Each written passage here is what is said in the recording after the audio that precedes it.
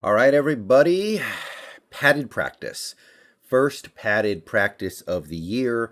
Day number 6 of training camp overall. What did we learn from the Seattle Seahawks yesterday? I actually think quite a bit. You would expect that a padded practice would produce a little more interesting stuff than a non padded practice, a non contact practice. So let's go through what I heard from my sources at the VMAC, and we'll try to digest everything and see what it means. So, first, let's talk about who wasn't practicing yesterday for the Seahawks. Basically, the same people as before: Jamal Adams, Dwayne Brown. They are spectators. Bobby Wagner was absent because of a personal matter.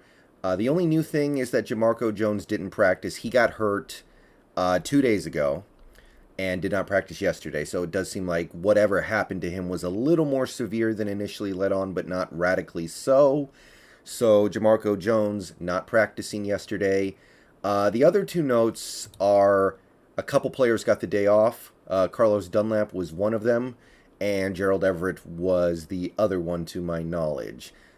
These guys are veterans. These guys have been doing a lot of good work already in training camp. These guys know how to play. They've proven it for multiple years in the NFL, so it makes sense why you would give them the day off sometimes, kind of like we gave Gabe Jackson the day off the day before. So, in terms of attendance, I think that pretty much wraps it up. So, let's swing into what happened out there. And I actually have some pretty extensive notes here, so let's just go ahead and dive in. All right. So, the first thing that caught my attention in terms of things that happened on the field regarded the OL versus DL one-on-ones. The offensive line going one-on-one against the defensive line. First time this year. According to Brady Henderson, Damian Lewis fared the best of anybody. And we may have struck gold with this Damian Lewis thing. I didn't want to overstate things last year because he was a rookie. He wasn't perfect, but he was playing very well for a third-round rookie. He was playing very well for somebody who, when we drafted him, I wasn't even 100% sure if he was going to be the day one starter. So if he's shining like this in camp and this manifests itself during the season, we may have found ourselves a long-term answer at one of the guard spots, and that's obviously wonderful to hear. He did really well in 2 reps versus Rasheem Green. He looked agile for his weight, and Brady Henderson basically said Damian Lewis was one of the stars of the show today, so that's pretty cool. A few other notes from practice today. LJ Collier. So I get the sense that there are a lot of eyes on LJ Collier this training camp and preseason. Some people think he might not make the team if he doesn't do something to earn it, and he might not. I don't think he's going to get cut just because we don't really save any money. But if multiple defensive linemen prove they're clearly better than him, maybe there's no room. So far, apparently, LJ Collier has mainly been working with the defensive tackles. So it seems like that thing we were talking about might happen, where he makes the move to playing inside most of the time. Hopefully that's the case, because otherwise there's just not a lot of room for him. So the LJ Collier thing, hopefully he can stick it inside. Hopefully he can be the guy when he plays inside. Rashad Penny had an impressive practice. He ran with speed. He ran with power. He's clearly all the way back from his ACL injury. I saw some positive notes on LJ Collier. Stone Forsythe got to play some snaps with the starters. He had a successful snap in the one-on-one pass rush drill against Aldon Smith, and then he lost another one. So mixed bag, but when you're talking about a rookie, a 6th-round rookie going up against a guy like an Aldon Smith, you're going to understand that they're going to get beat sometimes, and they're going to learn from the times when they do get beat in practice. And you also know once they start playing in real games, they're going to get beat there too, and they're going to hopefully learn from that. So not a bad start to Stone Forsythe's Seahawks career. If he can win some battles against a guy like an Aldon Smith, I think that's definitely a positive thing. Cade Johnson. I want to talk about this one too, because the offense has not been great so far in training camp, apparently. The last couple of days, they've struggled to put points on the board. hasn't been a lot of great stuff going on with the offense overall, which is not exactly shocking because it's a new coordinator. But one of the bright spots for the offense so far, supposedly, has been Cade Johnson. I know he had a touchdown today, and he had some other good plays as well, I believe. If Dwayne Eskridge's injury ends up being somewhat serious and it holds him out for even part of preseason, and Cade Johnson can just crash in out of nowhere and be the dude who finds a way to contribute as a number 3 or even number 4 receiver, big. So eyes on that.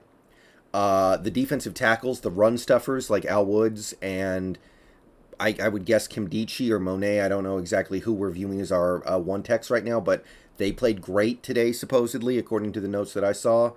DJ Reed had a great practice yesterday as well. So those were the guys who stuck out to me based off what I saw from camp today. Basically, DJ Reed, one techs, Cade Johnson, and Rashad Penny, and I guess Damian Lewis, yeah. All right, so that's to do with what actually happened on the field today. Let's talk about some quotes from coaches and players and what they mean. So the first thing I'm going to go into here is one from the offense. Here's DK Metcalf talking about one of the big changes to the Seahawks passing game. And this is stuff that we've spent a lot of time talking about already, but we're hearing it from DK, so I want to really go into this. Short and intermediate throws will be a bigger part of the Seahawks offense under new OC Shane Waldron. DK Metcalf's thoughts: it gets the ball out of Russ's hands faster to his playmaker so we can break tackles and go score. He added, I think it's been a pretty big emphasis that we didn't have last year. Their average time before pass of 2.97 seconds was tied for third longest in the NFL. Per ESPN Stats and Info, the lack of a quick passing game was a big factor in their offense's late skid. So, yeah, I mean, we've spent plenty of time talking about this. We all know that the ball has to get out of Wilson's hand faster, and it seems to me that the players and the coaches associated with this offense know where things went wrong last year and know what they have to do to fix it. So that's good. I think that's a big deal. Now, will they be able to successfully change it? That's the question. That's a different battle for sure, but they seem to understand that in order for this offense to be successful, you are going to have to go to shorter and intermediate throws. You're going to have to depend on things like yak. You're going to have to depend on your receivers breaking tackles. And you need them to be sure-handed as well, because you can't afford drops when you're spamming short and intermediate passes. I know DK Metcalf had the dropsies in training camp so far. I think he mostly got over it, and realistically, DK Metcalf is never going to be a guy who has glue on his hands. He's always going to be a guy who drops a couple passes a month.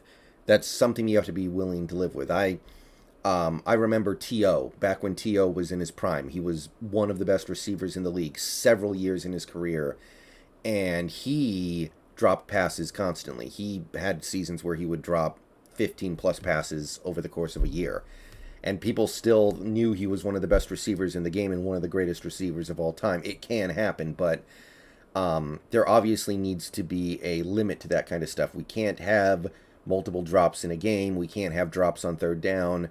But I do feel like DK takes a little too much for his drops. That's something we're going to have to live with to a certain extent, and I believe that we will. But seeing DK address this, it's just nice to hear the players acknowledge what the problem was last year and talk about what they're doing to fix it.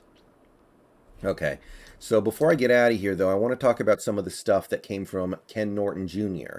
Not Pete Carroll this time, but some quotes from Ken Norton Jr. about what we're doing on this defense. And what power Ken Norton has on this defense, I don't really know. He has to have a little, right? So he at least should know what's going on. But he had these comments. I thought I'd go ahead and dive into it a little bit here. He was asked about the Sam linebacker spot, which is a position that I've spent some time talking about this offseason. Basically said, we've got a lot of good football players. It's a good competition. He singled out Darrell Taylor, but then he also singled out Alton Robinson, Aldon Smith, and Benson Mayowa. So that's actually 4 people that he indicates have some chance to play Sam linebacker. Now, I briefly played with the idea of Aldon Smith playing Sam for us, and Benson Mayowa was a candidate that I flirted with a little bit back when we re-signed him. But Alton Robinson, that one's a little surprising. If that were to actually happen, that would show a versatility in Alton Robinson's game that I didn't know he had. Now, don't get me wrong. I want Darrell Taylor to play every snap at Sam linebacker this year because he, I think, other than maybe Aldon Smith, and that's a different kind of thing because Aldon Smith was out of the league for 4 years. Darrell Taylor is clearly the most talented guy we have who can play Sam. Mayowa is kind of a dude, and Alton Robinson, I like Alton, don't get me wrong, but I believe Darrell Taylor is more talented than him. But if we really do have that kind of depth with Alton Robinson, Aldon Smith, and Benson Mayowa able to play the Sam on some level, that's beneficial for sure. That's not something that I expected to have at this point. Ken Norton also briefly spoke about Jamal Adams, about how he came into a new situation last year and didn't really know the defense well, and that was a big reason why he blitzed so much. Now, I don't expect Ken Norton Jr. to be giving away strategic stuff in a Q&A, but he did say that now that Jamal Adams has had a chance to learn all the coverages at a normal pace, he's going to be more balanced this year. He's not going to blitz as much.